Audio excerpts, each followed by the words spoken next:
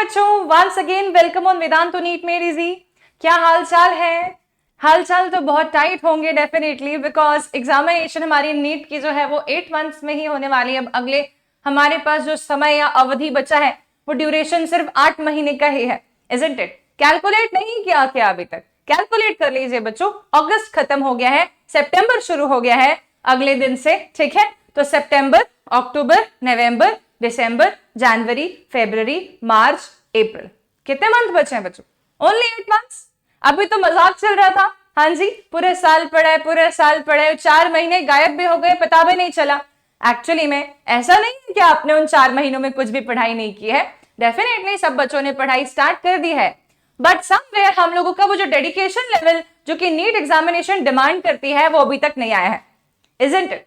तो मैं आज आपकी अपनी अमृता मैम आपके साथ में डिस्कस करने जा रही हूं एक टॉपिक को, जो कि है क्या हम हमारी नीट एग्जामिनेशन को क्रैक कर सकते हैं अगर हम अभी चालू करते हैं तो। If we start now and we are having 8 months in our hand, yes और no, can we do that? It is not an impossible task guys, ये डेफिनेटली एक अचीवेबल टास्क है और आप इसको डेफिनेटली अचीव कर सकते हैं आप अभी शुरुआत करें तो। पर प्रोवाइडेड हमें काफी सारी चीजों को ध्यान में रखना पड़ेगा, ठीक है? हमें काफी सारी चीजों को ध्यान में रखना पड़ेगा, तब जाकर के हम ये टास्क अचीव कर पाएंगे।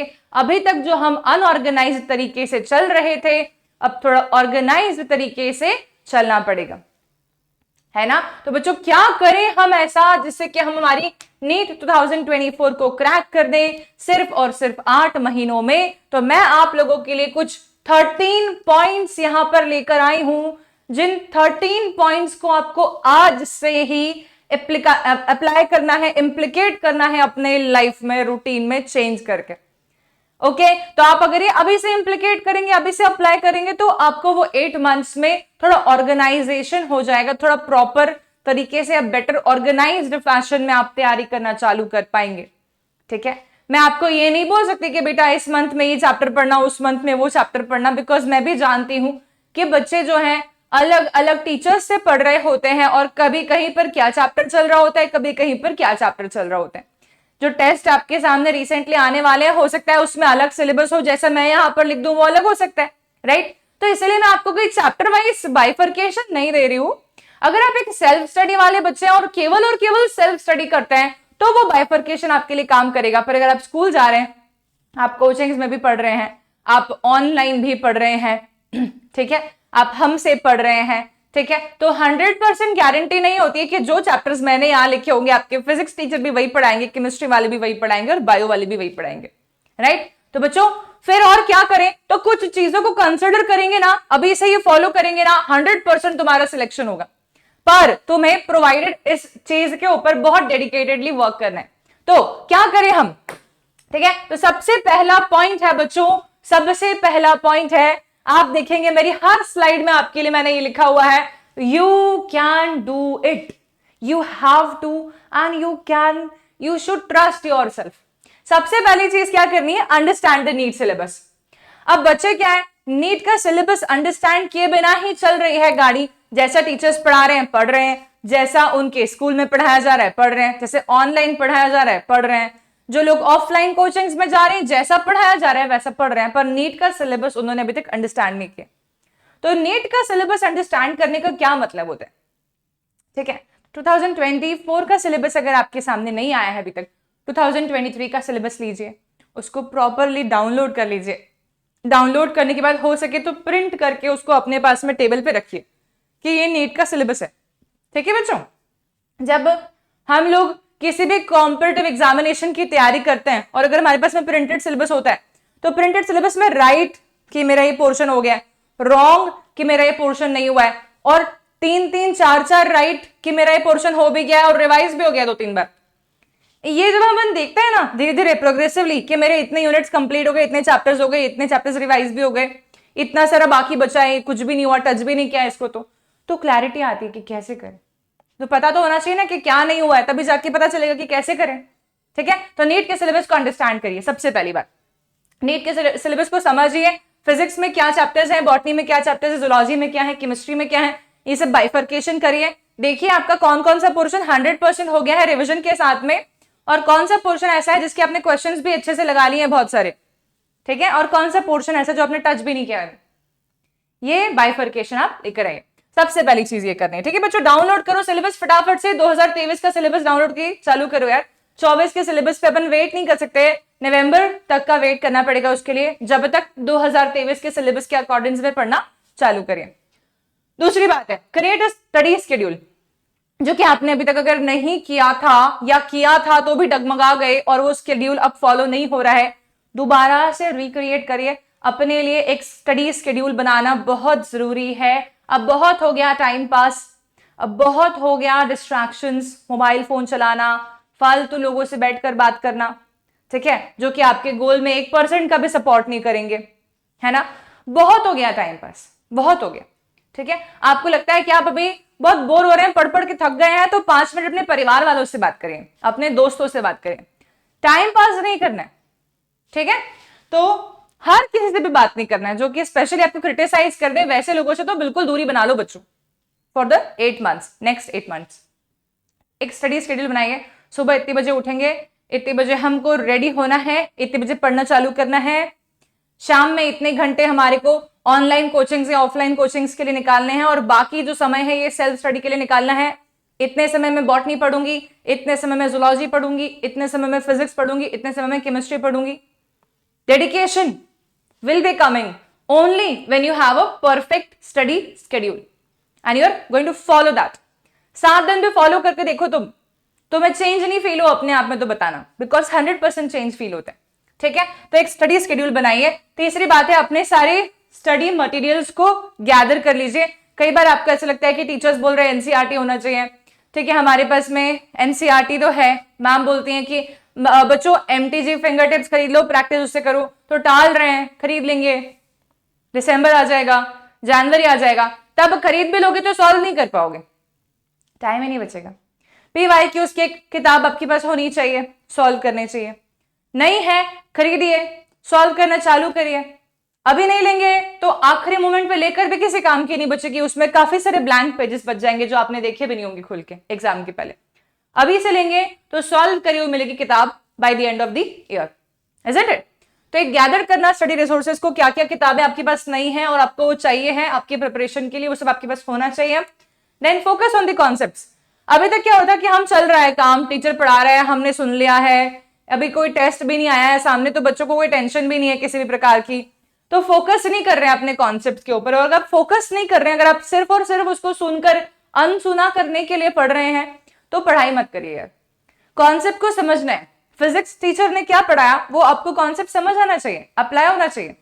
बायो मैम क्या पढ़ा रही है, सिर्फ क्लास में बैठे हैं वर्चुअली पर मतलब फिजिकली प्रेजेंट है पर मेंटली प्रेजेंट ही नहीं है, दिमाग तो कहीं और ही है, पूरी क्लास हो गई 1.5 घंटा पता ही नहीं चला, ऐसा नहीं होना चाहिए, ठीक है।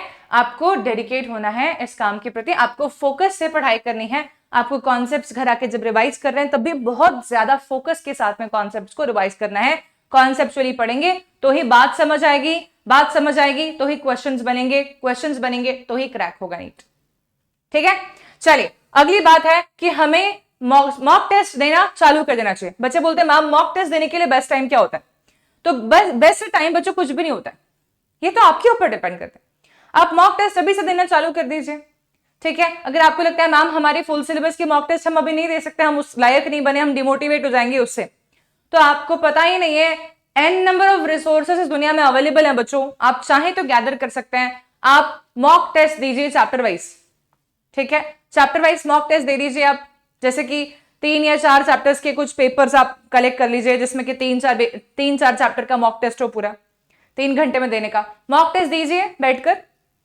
कितनी सारी संस्थाओं के पेपर आप अरेंज कर सकते हैं, टेलीग्राम हमारे पास में पूरा खुला पड़ा है, पेपर्स ही पेपर्स हैं, जाइए चैप्टर वाइज ढूंढिए कि ये 3 चैप्टर्स हैं, मैंने पढ़ भी लिए हैं, बायो में भी, फिजिक्स में भी, केमिस्ट्री में भी, इसका टेस्ट में दे सकता हूं, दे सकते हो। संडे के दिन, शनिवार के दिन में 3 घंटे का प्लान बनाइए 2 से 5 बजे तक और टेस्ट दीजिए, ठीक है। तो ये रेगुलरली मॉक टेस्ट देना चालू कर देना चाहिए आपको अभी से ही, और प्रीवियस ईयर क्वेश्चंस जैसे कि मैंने आपको बताया कि आपको सॉल्व करना चाहिए।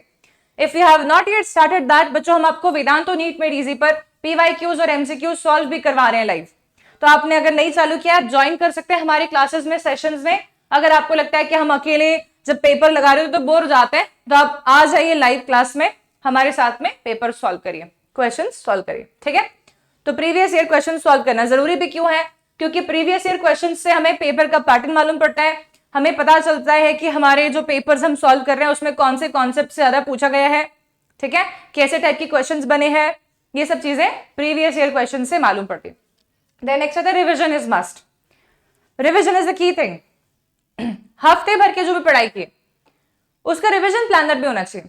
तो बच्चे क्या करते हैं, पूरे 6 दिन पढ़ते हैं, 7वें दिन रिवाइज करते हैं। मैं इस चीज में अगेंस्ट हूं। मैं आपको बोलूंगी कि आप मंडे, ट्यूसडे, वेडनेसडे की पढ़ाई करिए, थर्सडे को रिवाइज करिए, फ्राइडे, सैटरडे, संडे की पढ़ाई करिए तो मंडे को रिवाइज करिए, फ्राइडे, सैटरडे की पढ़ाई करिए तो संडे को रिवाइज करिए। 2 दिन रिविजन करिए, हफ्ते में 2 दिन रिविजन करिए, 1.5 2 घंटा निकाल के रिविजन आसानी से हो सकता है। सो रिविजन इज मस्ट। आपको ये करना चालू कर देना चाहिए अगर आपके पास सिर्फ 8 महीने बचे और आपका नीट गोल है तो। फिर क्लैरिफिकेशन, डाउट्स को ले लेकर नहीं बैठना है कि बाद में पूछ लेंगे, बाद में पूछ लेंगे, ये बाद कभी नहीं आएगा, और बाद जब आएगा तब तक बहुत लेट हो चुका होगा, ठीक है। तो जो डाउट्स दिमाग में है, जो क्वेश्चंस नहीं बन रहे हैं, टीचर्स से पूछिए, टीचर्स से नहीं पूछ रहे हैं, डर रहे हैं, तो जिन दोस्तों को आता है उनसे पूछिए, लेकिन किसी ना किसी तरीके से सोल्यूशन देखिए, ऑनलाइन पूछिए, ठीक है। ऑनलाइन आपके पास काफी सारे असिस्टेंट्स हैं आजकल, तो यूट्यूब पे फैकल्टीज हम लोग पढ़ा रहे हैं, हमसे पूछिए लाइव चैट में, ठीक है बच्चों। तो क्लैरिफिकेशन आपके पास आना चाहिए, डाउट्स क्लियर आपके होने चाहिए। देन आता है एक हेल्दी लाइफस्टाइल मेंटेन करना। 8 मंथ बचा है, अगर उसमें 15 दिन में बीमारी में चले गए तो समय टूट जाएगा, फिर बीमारी से रिकवरी में भी समय टूट जाएगा, फिर मन नहीं लगेगा, मन लगाने में समय टूट जाएगा। समय टूटना नहीं चाहिए, इसलिए लाइफस्टाइल हेल्दी होना चाहिए। टाइम पे सोइए, टाइम पे उठिए। टाइम पे कितने बजे सोना चाहिए मैम, सबका अलग अलग हो सकता है, पर कम से कम 6 घंटे की नींद आपकी होनी चाहिए मिनिमम। दिन में 15 मिनट का नैप, 20 मिनट का नैप भी होना चाहिए, ठीक है। तो ये जो है ये हेल्दी लाइफस्टाइल मेंटेनेंस। साथ ही साथ में बादाम खाना चालू कर दो अगर हो सके तो, नहीं खा सकते हो तो कोई बात नहीं, पानी ज्यादा से ज्यादा पियो, थोड़ा 15 मिनट फ्रेश एयर में वॉक कर लो। ये सब चीजें आपके लाइफस्टाइल को थोड़ा सा और हेल्दी बनाएंगी। मेंटल हेल्थ पे भी बहुत ध्यान दीजिए बच्चों। मैक्सिमम बच्चे तो आजकल मेंटल हेल्थ मेंटेन नहीं कर पा रहे हैं, जिसके कारण से फिर वो फिजिकली भी वीक अपीयर करने लग जाते हैं और साथ ही साथ में उनका परफॉर्मेंस भी बिगड़ने लगता है। तो मेंटल हेल्थ पे भी बहुत फोकस रहना है, पॉजिटिव रहना है, पॉजिटिव लोगों की बातें सुननी है, पॉजिटिव वर्ड्स सुनने हैं। कितने सारे इन्फ्लुएंसर्स और मोटिवेटर्स जो कि पॉजिटिव बात बताते 10 मिनट में, सुन लो, अच्छा है, सुनोगे तो पॉजिटिव रहोगे। 15 मिनट की भी पॉजिटिविटी आती है ना दिन भर में, तो ऑटोमेटिकली दिन अच्छा हो जाता है, ठीक है।